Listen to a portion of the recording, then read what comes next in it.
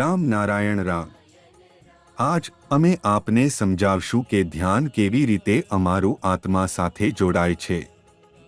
આપણા અંદરના મનમાં વસેલું વિવેક જ આત્મા છે। ભગવાન, ઈશ્વર, ગુણ બધું છે। સૌ કહે છે કે કર્મ કરો। હવે થોડીક બિનમુલાકાત કરો કે શું આપણું શરીર કર્મ કરે છે? નહીં, કર્મ શરીર નથી કરે। કર્મ મન કરે છે, વિવેક કરે છે, આંતરાત્મા કરે છે। જેમ કે આપણે પહેલા પણ કહ્યું હતું કે ધ્યાન એ એક પ્રકારની સાઉન્ડ એનર્જી છે જે આપણને અંદરના 50,000 કરોડ આત્માઓને શક્તિ અને ઉર્જા આપે છે। આશ્રિત આપણી શરીર મજબૂતી મેળવે છે, જીવન મળે છે, વિચારવાનો અને સમજવાનો શક્તિ વિકસિત થાય છે। અહીં મેં તમને જણાવવાનું છે કે આ સાઉન્ડ એનર્જી પ્રકૃતિમાંથી આવે છે। તેથી પ્રકૃતિ, આ સૃષ્ટિ અને આકાશ, બ્રહ્માંડ આ બધું છે। આ આપણી જીવન આપે છે।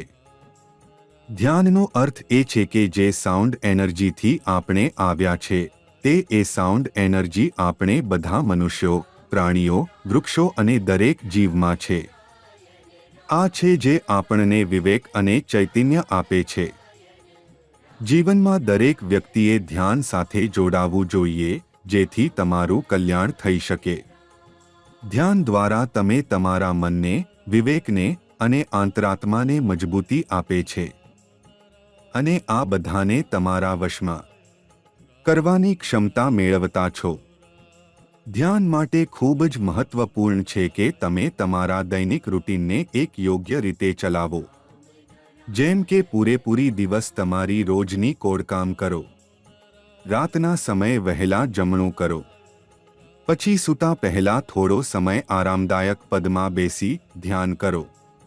આ કરવાથી તમારું મનને શાંતિ મળશે, પરંતુ ધ્યાનના સાઉન્ડ એનર્જી દ્વારા તમને ઉર્જા અને સકારાત્મકતા પણ મળશે। ધ્યાન કરતી વખતે તમે આપણા મહાગુરુ દ્વારા આપેલી બીજ મંત્ર રામ નારાયણ રામનો જાપ કરો, પછી જુઓ તમારી જીવન કેટલા આનંદદાયક બની જાય છે। જ્યારે તમે આ બીજ મંત્ર સાથે જોડાવશો ત્યારે તમે સમગ્ર બ્રહ્માંડને સ્મરણ કરશો। આજના વિશ્વમાં અને સમગ્ર બ્રહ્માંડમાં અનગણિત આત્માઓને જીવનની મૂળભૂત જરૂરિયાતોથી વંચિત કરવામાં આવી રહી છે। પરિણામે લોકો ખોટા કાર્યોમાં જોડાવા લાગતા છે અને ખોટી રેંજી પર ચાલવા લાગતા છે। તેમની ઉલટાઈ તેમના હૃદય અને ચેતનાની ઊંડી ભૂખમાંથી ઉત્પન્ન થાય છે। જેમ કે એક ભૂખ્યા વ્યક્તિ ભ્રમિત ચિહ્નોને અને ભટકાવમાં ચિહ્ન આપે છે, તેમ જ આપણામાં અનગણિત ચેતનાઓ આપણા કાર્યને પ્રભાવિત કરે છે। જ્યારે આવી પરિસ્થિતિ ઊભી થાય છે ત્યારે આપણે એંજને મિશ્રિત સ્થિતિમાં અપેક્ષાવિહીન બને છે। જો તમે આવી પરિસ્થિતિમાંથી બહાર નીકાળી શકો છો તો તમને જાપ, ધ્યાન અને આધ્યાત્મિક સાધનાઓ સાથે તેવા ઉપાયોને લગાવવો પડશે જે આપણી ચેતનાથી જોડવામાં મદદ કરે।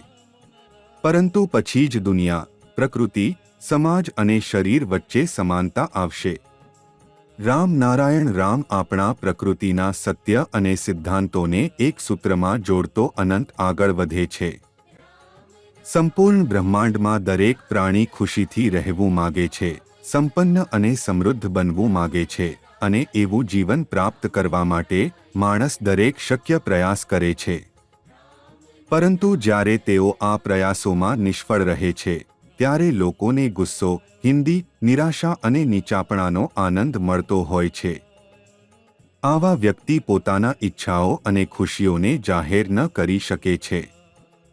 આ પ્રકારની પરિસ્થિતિમાંથી બહાર જવા માટે શ્રેષ્ઠ સાધન રામ નારાયણ રામ નામનું જાપ કરવું છે।